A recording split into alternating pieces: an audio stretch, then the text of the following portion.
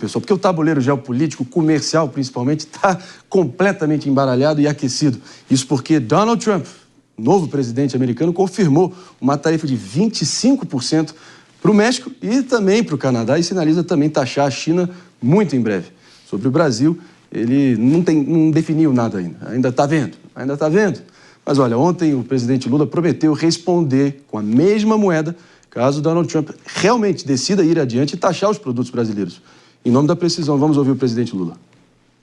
Se ele taxar os produtos brasileiros, haverá reciprocidade no Brasil em taxar os produtos brasileiros. Taxar os produtos que são exportados para os Estados Unidos é simples, não tem nenhuma dificuldade. Veja, eu já governei o Brasil com um presidente republicano, já governei com um presidente democrata, e a minha relação é sempre a mesma.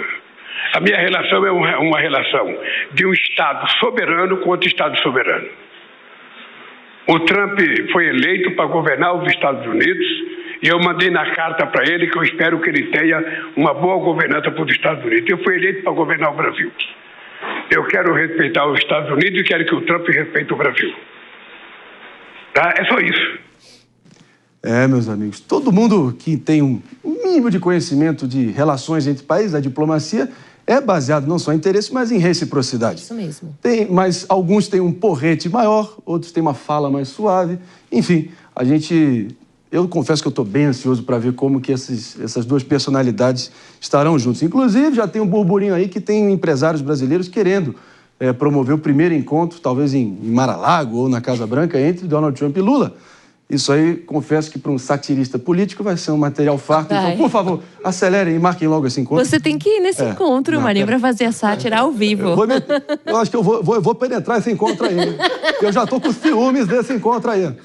Morrendo de ciúmes. Gente. Vamos lá. PP, mano, o que vocês acharam? Porque é isso mesmo. Reciprocidade é, inclusive, a palavra que o Trump sempre usou para descrever o norte dele na política comercial dele. Exato. Eu acho que o Lula jogou o jogo fácil aí, né? Ele tocou de lado. Ele disse, eu fui eleito para governar o Brasil, ele foi eleito para governar os Estados Unidos, eu respeito ele, ele me respeita, seguiremos com reciprocidade. Esse é o beabá básico, assim, né? De como que você tenta não inflamar uma relação que a gente sabe, o Lula está precisando correr atrás de declarações que ele deu durante a campanha eleitoral, quando ele disse que preferia que Joe Biden fosse eleito, o que foi uma declaração sem qualquer necessidade. Não, né? Porque... Além disso, comparou o Trump ao terceiro Reich de Hitler, né, em algum momento. Exatamente. Então, ele está agora tentando colocar em fogo baixo essa temperatura que foi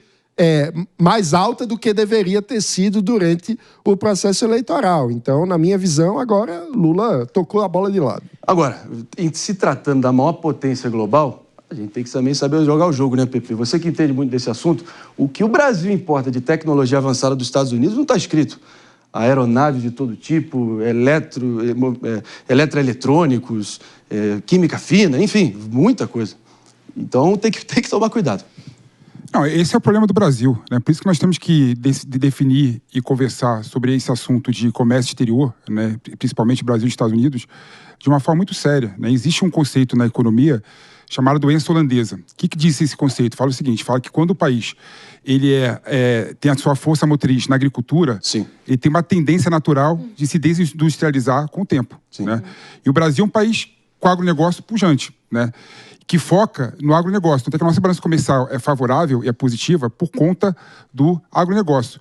E qual que é a consequência disso? A gente deixou de ir lado e deixou de cuidar das indústrias, né? Então o Brasil virou um importador, um exportador de commodity e um importador de tecnologia embarcada e de tecnologias de alto impacto e alto custo.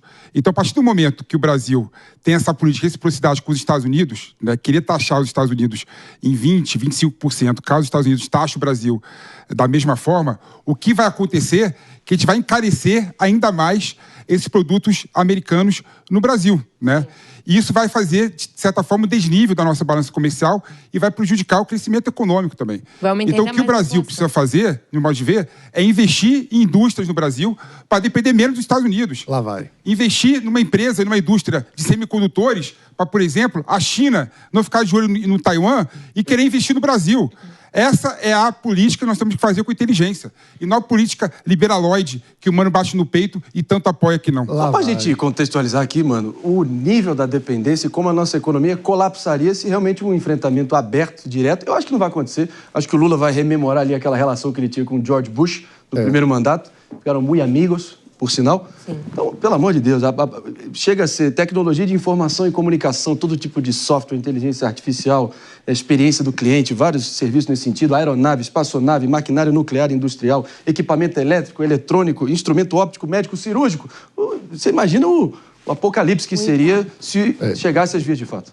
Não, vamos ser bem claros, né? Eu falei do ponto de vista da diplomacia, que o Lula está jogando o jogo da reciprocidade, que é o beabá, sim, mas de um ponto de vista econômico, isso seria um apocalipse para a nossa produtividade. A gente está falando de aumentar muito o custo de vida do brasileiro. Mais taxas que dificultem o comércio internacional são pesadelos. É como pegar a taxa das blusinhas e colocar esteroides anabolizantes na taxa das blusinhas. Ou seja, é aumentar o custo de vida sem aumentar a capacidade do brasileiro de desfrutar de bens e serviços. O diagnóstico do PP está errado. Por quê? Porque, em primeiro lugar, o agro brasileiro não é uma coisa simples. O agro brasileiro é uma agroindústria. Nós agregamos valor e muita tecnologia, sim, na nossa produção agrícola. Então, o que importa é a produtividade. É quando a gente consegue fazer mais com menos, seja em que setor for. Isso é positivo para a economia. Ele está quase tendo um infarto aqui, coitado. Põe na tela aí, velho. Põe na tela aí. Põe na tela aí. Está quase tendo um AVC. Calma. Está quase tendo um AVC. Mas o ponto é vantagem competitiva. Cada país tem que se especializar naquilo que faz melhor para fazer mais com menos.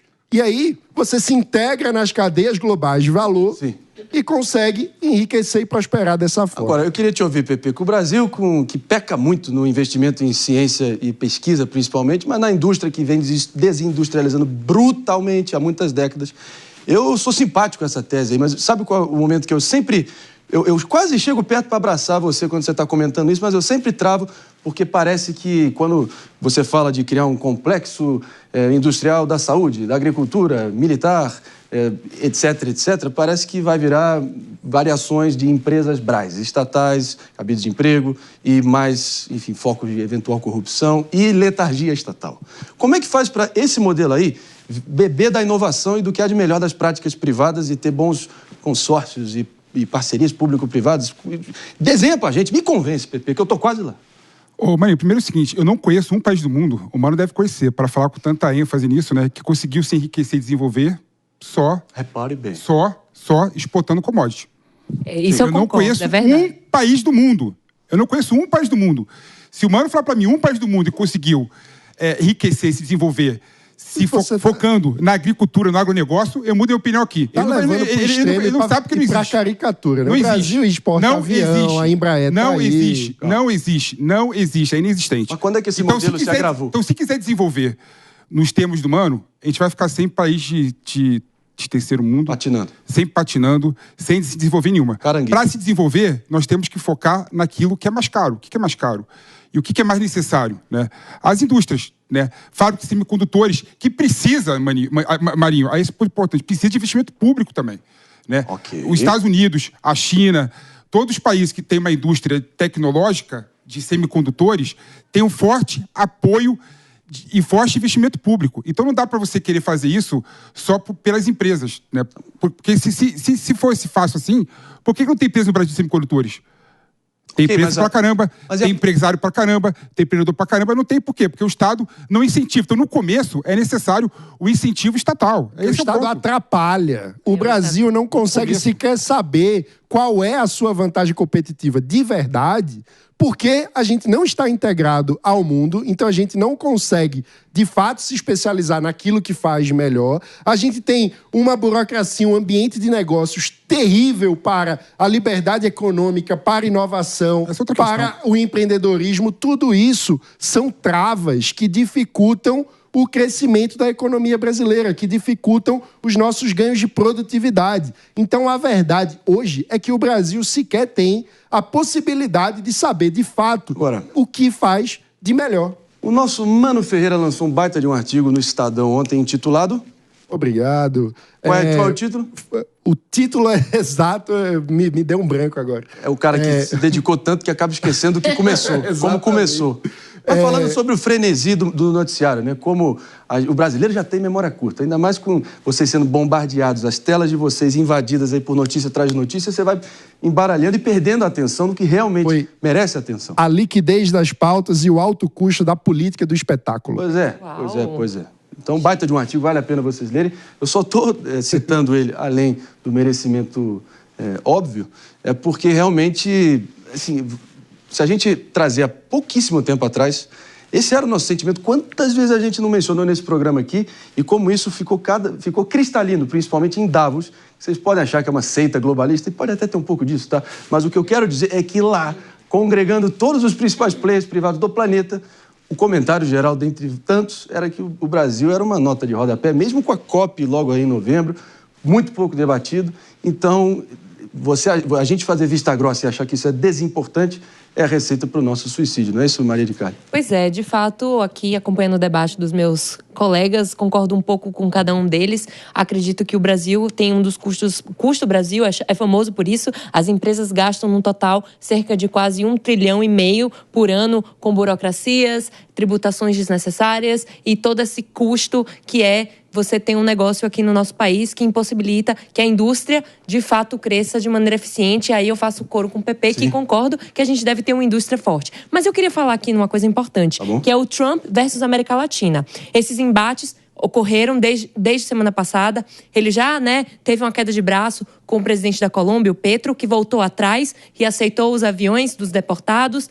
Está tendo uma queda de braço com a Cláudia Sheinbaum, do México, que fez posts recentes comentando algumas das suas medidas, que eu achei bastante interessante. Finalmente seria a esquerda se posicionando de maneira eficiente nas mídias sociais. Mas vamos ver quais serão as cenas dos próximos capítulos. E aí temos o Lula fazendo essa queda de braço também, mas é muito importante frisar que, se houver queda de braço, temos muito a perder, como já foi colocado aqui anteriormente. A reciprocidade e o soft power são conceitos importantíssimos numa diplomacia competente entre países. E vamos ver o que vai acontecer. Trump é um divisor de águas nas relações internacionais e no sistema internacional. Vamos ver o que vai acontecer nessa cena latino-americana aí.